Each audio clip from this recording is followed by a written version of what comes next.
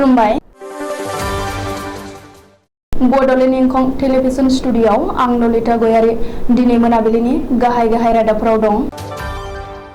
दिनै आसाम बिधान सभानि जर'खा जथुम। नेस'नि दैदेननायाव खा आन्दालना जागायफिनबाय। मैदेरनि गाग्लोबनायाव नखरसेनिनो 3 सुबुंनि जिउ खहा। चिराङाव गोबांथार बिबांनि सुरां बाथामजों लोगोसे 2 सुरां फालांगिरि हमदों। बिजेपिनि गोदान मिरु संसदारि बर्डनि सोद्रोमा महरै सर्बानन्द सन'वाल। सालबारिनि कुटुरिजाराव उदांस्रि सानजों लोब्बा लाखिनानै लावथि सिबनाय हाबाफारि। जम्मु काश्मीराव लामा जाब्रबथाय आइटिबिपिनि सा 6 जवाननि जिउ खहा, सा 35आ गोब्राब जोखोम। दानिया फैदो आबुं रादाबाव।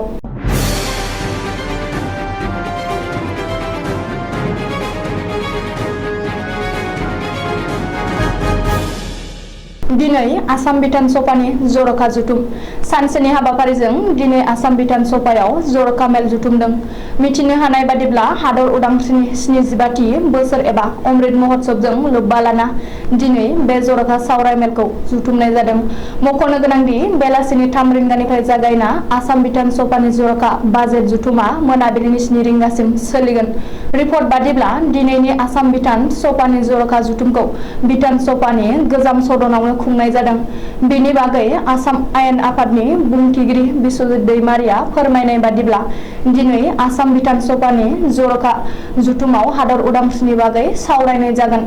आथिखालनि भारत आरो गोदोनि भारत हादरनि सायावबो गुवारै सावरायगोन।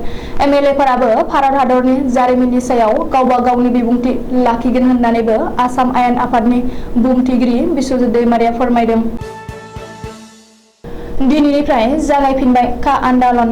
नर्थ इस्ट स्टुडेन्ट इउनियन सुंद'यै नेस' आरो अल आसाम स्टुडेन्ट इउनियन आसुनि दैदेननायाव दिनैनिफ्राय जागायफिनबाय खा आन्दालन। मख'नो गोनांदि नेस' आरो आसुनि दैदेननायाव नोगोरारि सोदांनाय आयेन एबा सिटिजेनशिप एमेन्डमेन्ट एक्टनि हेंथायै आरो सिमा सिल खालामनाय दाबिखौ लाना सोमावसारनायखौ जागायफिनबाय। फरायसा दैदेनगिरि डक्टर समजुर कुमार भट्टाचार्यआ बेनि बागै फोरमायथिनाय बादिब्ला आबुं गणतान्त्रिक खान्थिजों बे सोमावसारनायखौ मावफुंनाय जागोन। बबेखानि आसामनि रायजो राजाफ्रा खाखौ गनायनानै लायाखै आरो सा सानजा ओनसोला आयेन बेरेखायै हाबसनफैनाय गुबुनारिफोरनि बिबानखौ रुजुनानै लानो हाया होननानैबो समजुर कुमार भट्टाचार्यआ बुंदों। ओरैहाय आसामनि स्पेसियेल डिजिपि जिपि सिंहआ मैया मंगलबारखालि बुंदों दि रायजोआव फिन खा आन्दालन खालामनायखौ लुबैयाखै। बे समा जौगाथायनि सम। जों रायजोखौ जोबोर गोजौआव आवगायना लांनांगोन। सिगांनि खा आन्दालननि समाव आसामाव जाबादि जाथाय जालांबाय बेखौ बयबो रायजो राजाया नुखादों। बेबादि थासारि जाफिननायखौ लुबैया। जों बयबो गोजोनै गोरोबलायना रायजो जौगानायनि खामानि मावनो नांगोन होननानैबो स्पेसियेल डिजिपि जिपि सिंहआ बुंदों। मख'नो गोनांदि 2019 मायथाइयाव सोलिनाय गिबि खा आन्दालनाव रायजोनि खना खनला सुफुंख'हायै खहा जालांदोंमोन। उदालगुरि जिल्लायाव मोनसे दुखुनांथाव जाथाय। हाग्रानि मैदेरनि गाग्लोबनायाव बिमा बिफा आरो फिसाज्ला नखरसेनिनो 3 सुबुङा जिउ गोमादों। उदालगुरि जिल्लानि आसाम अरुणाचल प्रदेश सिमनानि माजबादआव जादों बे दुखुनांथाव जाथाया। माजबाद पुलिस थानानि बेन्दोङाव थानाय कमलाबारियाव हाग्रानि मैदेरनि गाग्लोबनायाव सासे उन्दै खुदियाजों लोगोसे नखरसेनिनो 3 सुबुङा जिउ गोमादों।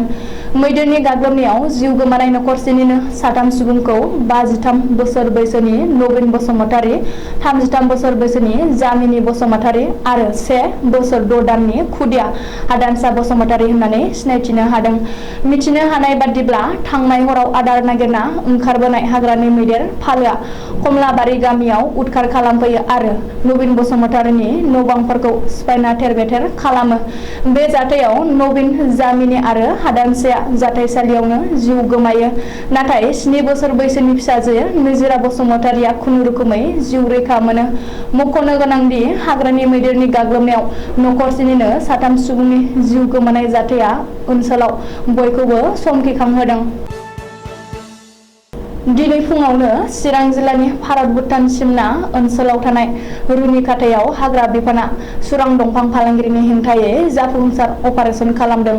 बे जाफुंसार अपारेशनाव हाग्रा बिफाना गोबांथार बिबांनि सुरां बाथाम रोगानाय गंनै टाटा मबाइल गारि आरो सानै सुरां फालांगिरिफोरखौ हमनो हायो होननानै मिथिनो हादों। हमजानाय सुरां दंफां फालांगिरिखौ मिजिं बसुमतारी होननानै सिनायथिदों आरो बेजों लोगोसे गोबांथार बिबांनि सुरां बाथाम रोगानाय AS19P2754 नम्बरनि टाटा मबाइल गारिखौबो जब्द खालामनो हादों होननानै पुलिस बिफाना फोसावदों।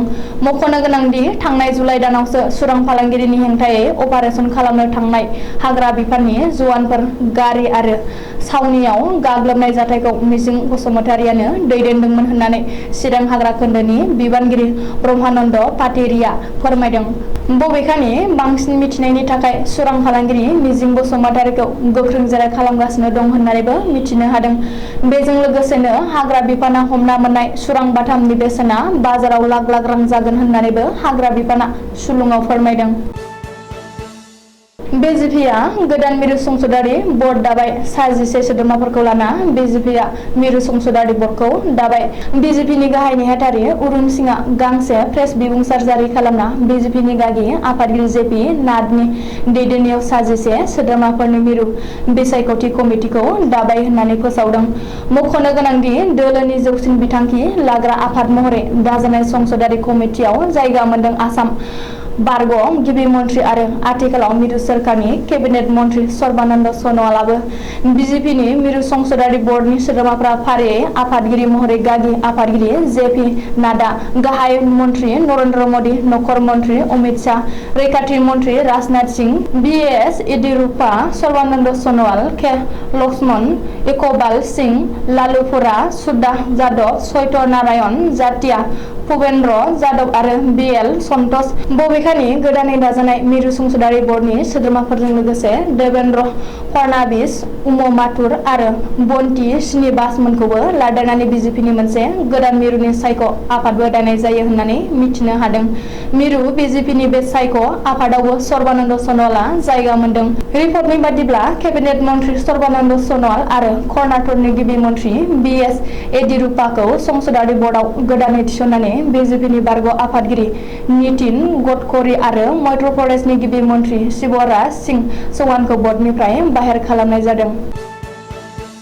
बाक्सा जिल्लानि सालबारियाव उदांस्रि सानजों लोब्बा लाखिनानै लावथि सिबनाय गेलेनाया आथिखालाव बयबो गोसो बोनो हादों।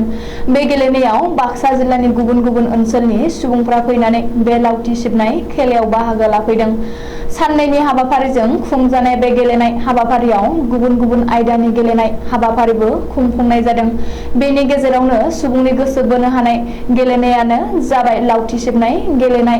बे गेलेनाय हाबाफारियाव नुजाथिफैदों सालबारि महकुमानि SDO लकेजयति दास, आसाम गौरब बान्था मोनगिरि धरनिधर बर' बिथांमोनजों लोगोसे हायुङारि मानास हाग्रामानि रेन्जार बाबुल ब्रह्म आमसुजों लोगोसे गोबां गुन गोनां बिथांमोनहा नुजाथिफैदों।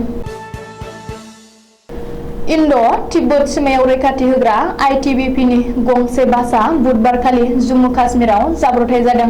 बे जाब्रबथायाव ITBPनि सा 6 जवाना जायगायावनो जिउ गोमादों आरो सा 35 जवाना गोब्राब जोखोम जादों। सुलुङाव फोरमायनाय बादिब्ला बासआव गासै सा 43 हान्थियारिफोर दङमोन।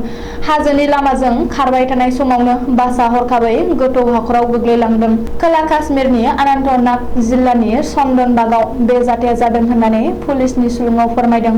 आथिखालाव जोखोम जानाय जवानफोरखौ जम्मुनि हस्पिटालाव देहा जोथोन लानो थाखाय दैथायहरबाय होननानै सुलुङाव फोरमायबावदों। दिनै मोनाबिलिनि रादाबा एसेनोसै। गोजोन्थों।